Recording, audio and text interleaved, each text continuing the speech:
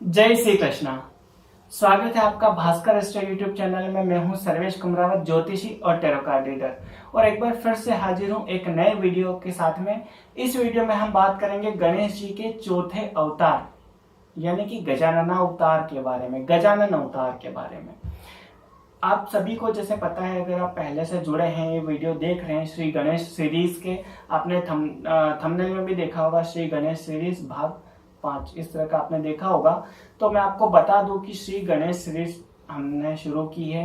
इसका पहला वीडियो जो है रक्षाबंधन के दिन अपलोड हुआ था। उसमें बताया था कि गणेश जी की उत्पत्ति कैसे हुई, कैसे गणेश जी का जन्म हुआ। उसके बाद अभी जो वीडियो चल रहे हैं, इसमें हम गणेश जी के 8 अवतारों के बारे में बात कर रहे हैं। जैसे भगवान विष्णु ने 10 अवतार लिए, वैसे ही गणेश जी के भी 8 अलग अलग अवतार हुए हैं। तो सबसे पहला मैंने आपको बताया था वक्रतुंड अवतार के बारे में। दूसरा अवतार उनका था एकदंत अवतार। तीसरा अवतार यानी कि पिछले वीडियो में हमने बात की थी महोदर अवतार के बारे में। और इस वीडियो में हम बात करने वाले हैं गजानन अवतार के बारे में। भगवान गणेश का चौथा अवतार गजानन अवतार। अब ये गजानन अवतार क्यों हुआ, किस स्थिति में हुआ, क्या कथा है उसके पीछे, इस बारे में हम इस वीडियो में बात करेंगे।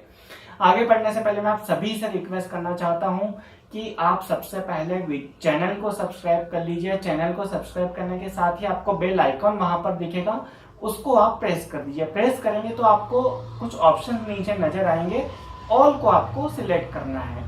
इससे क्या होगा, इससे जब भी इस हमारे चैनल पर भास्कर एस्ट्रो यूट्यूब चैनल पर कोई वीडियो अपलोड होगा तो आपको नोटिफिकेशन आ जाएगा, जिससे आप हमारा कोई भी वीडियो मिस नहीं करें।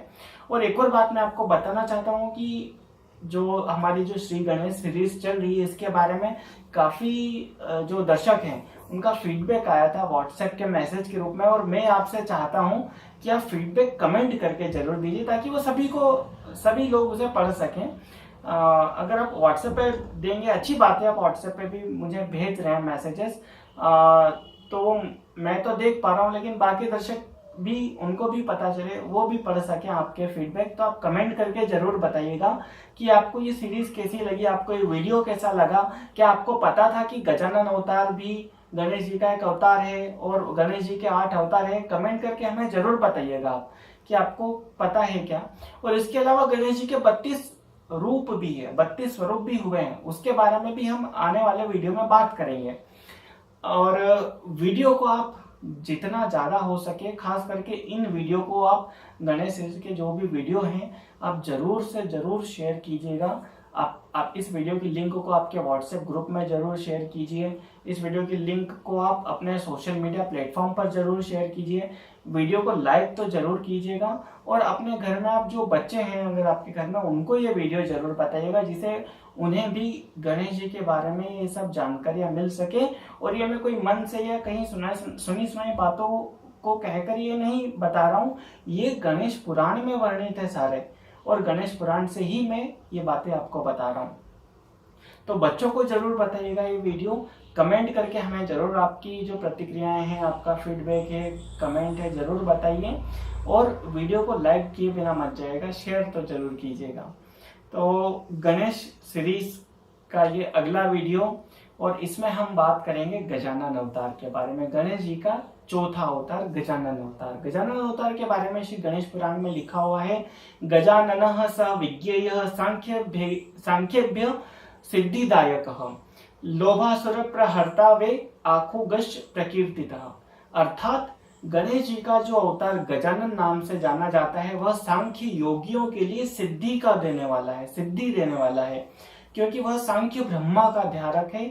उस अवतार में उन्होंने लोभासुर का विशेष रूप से संहार किया, और इस अवतार में भी वह मूषक पर सवारी करते नजर आ रहे हैं, मतलब उनकी सवारी मूषक ही है गजानन अवतार में भी।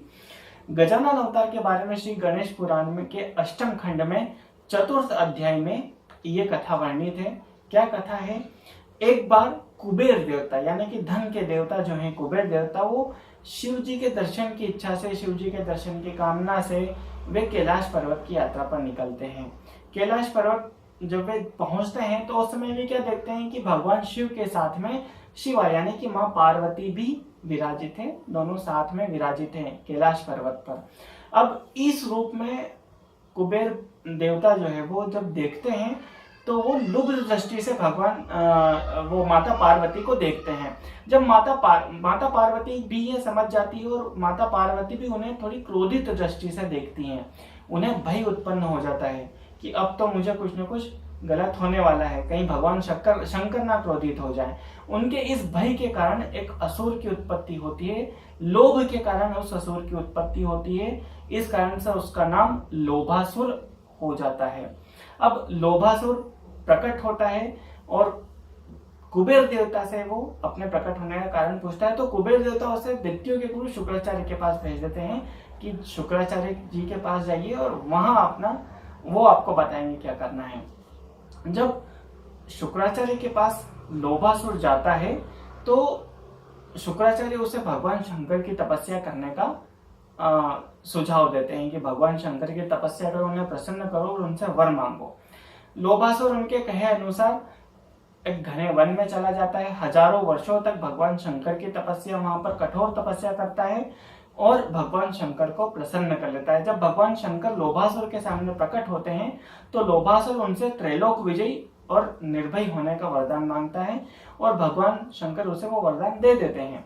जब वरदान मिल जाता है तो वो और ताकतवर हो जाता है और वो बलशाली हो जाता है। वो सेना बनाता है, अपने दैत्यों की सेना एकत्रित करता है और वो सेना लेकर सबसे पहले वो पृथ्वी की ओर चलता है। पृथ्वी पर जितने भी उस समय राजा थे वो सबको हरा कर या उनको बंदी बनाकर उनका उनके राज्यों पर अधिकार कर लेता है। मतलब पूरी पृथ्वी पर लोभासुर का अधिकार हो जाता है। जब उसकी हिम्मत थोड़ी और बढ़ती है तो फिर वो स्वर्गलोक की तरफ आक्रमण करता है। स्वर्गलोक पर भी वो जो देवराज इंद्र हैं, स्वर्गलोक के देवता, इंद्र को पराजित करके और स्वर्ग पर भी अपना अधिकार स्थापित कर लेता है। जब ये सब होता है तो भगवान इंद्र जो हैं वो भगवान विष्णु के पास जाते हैं इस समस्या से छुटकारा पाने के लिए, उपाय ढूंढने के लिए।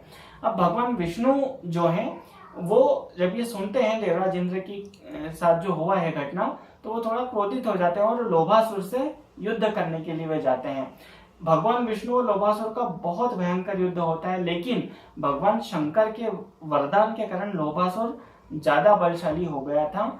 इसलिए भगवान विष्णु को उस युद्ध से हटना पड़ा और वो युद्ध बीच में छोड़ना पड़ा।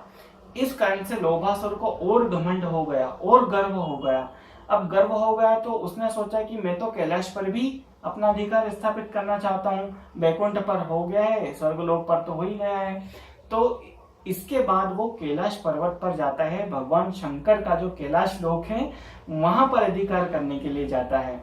जब वो जाता है तो शंकर जी को जो पता चलता है कि अरे ये तो लोभासुर है और मैंने ही इसे वरदान दिया था, अब लेकिन मेरे वरदान का उल्लंघन ना हो, तो इस कारण से भगवान शंकर भी कैलाश छोड़कर चले जाते हैं और तीनों लोकों पर लोभासुर का अधिकार हो जाता है। अब त्रिलोक के विजय का वो जब त्रिलोक के पति बन जाता है तब उसके मन में घमंड उत्पन्न होता है और वो सब जगह आदेश देता है कि कोई भी व्यक्ति, मनुष्य, कोई भी अगर वो जप तप यज्ञ दान पुण्य करता हुआ अगर मिलता है तो वो उसको दंड देगा या मृत्यु दंड देगा। तो इस कारण से उसका भय और बढ़ता गया। पृथ्वी पर, तीनों लोकों पर जब धर्म कम होने लगा, जब तक पुण्य ये सब कम होने लगा, तो चोरी की घटनाएं ज्यादा होने लगी, भय ज्यादा उत्पन्न हुआ, नकारात्मकता बढ़ने लगी, एक तरह से कह सकते हैं। जब ये सब हुआ तो सारे देवता विचार करने लगे कि क्या किया जाए इस समस्या से छुटकारा पाने के लिए। तो एक मुनि थे, रैम्य मुनि सारे जो देवता हैं उनको ये सुझाव देते हैं कि आपको भगवान गजानन की आराधना करनी चाहिए, उनका आह्वान करना चाहिए। तो उन्हें सारे जो देवता हैं सभी को ये सुझाव पसंद आता है और रैम्य मुनि के कहे अनुसार वो भगवान गजानन की आराधना करने लगते हैं। उनका सारे जो ऋषि मुनि देवता हैं भगवान गजानन की उपासना करने लगते हैं, उनकी आराधना करने लगते हैं और उन्हें आह्वान करने लगते हैं। देवताओं के आह्वान से भगवान गजानन अवतार लेते हैं, मतलब जो गणेश जी के जो चौथे अवतार हैं गजानन, वे प्रकट होते हैं और वो प्रसन्न होते हैं उनकी आराधना से, आह्वान से। तब क्या होता है कि गजानन भगवान जो है आश्वासन देते हैं कि मैं तुम्हें लोभासुर का जो भय है उससे मैं मुक्ति जरूर दिलाऊंगा। ऐसा आश्वासन देकर वो वहां से चले जाते हैं और भगवान शंकर के पास जाते हैं। वो भगवान शंकर से कहते हैं कि आप लोभासुर के पास जाइए और उससे कहिए कि अगर वो सारे जो राज्य जो उसने कब्जा कर रखा है, अधिकार कर लिया है, सभी को अपना अपना राज्य वापस दे दे और फिर से वो आदेश भी वापस ले ले। जो उसने आदेश दिया था पूजा पाठ सब बंद करने का, वो आदेश भी वापस ले, अन्यथा मुझसे युद्ध करे और मैं उसका वध कर लूंगा। जब भगवान शंकर लोभासुर के पास जाते हैं तो पहले तो वो थोड़ा सा क्रोधित होता है, लेकिन उसके जो गुरु है, दैत्य के गुरु शुक्राचार्य भी लोभासुर को समझाते हैं कि इसी में तुम्हारी भलाई है, अन्यथा तुम्हारा मृत्यु निश्चित है गजानन के हाथों। जब अपने गुरु के भी यही अगर वो शब्द सुनता है तो फिर लोभासुर को भी ज्ञान होता है कि नहीं, मुझे ये करना चाहिए। वो भगवान गजानन की शरण में जाता है, उनसे क्षमा याचना करता है और जिससे भी उसने राज्य छीने थे वो सभी को उसका राज्य वापस दे देता है और फिर से पृथ्वी पर तीनों लोकों में सुख और शांति स्थापित हो जाती है। तो ये कहानी है, ये कथा थी भगवान गजानन की, जो कि गणेश जी के चौथे अवतार है। अगले वीडियो में हम फिर मिलेंगे और भगवान गणेश के 5वें अवतार के बारे में बात करेंगे। वीडियो को पूरा देखने के लिए आपका बहुत बहुत धन्यवाद। जय श्री कृष्ण।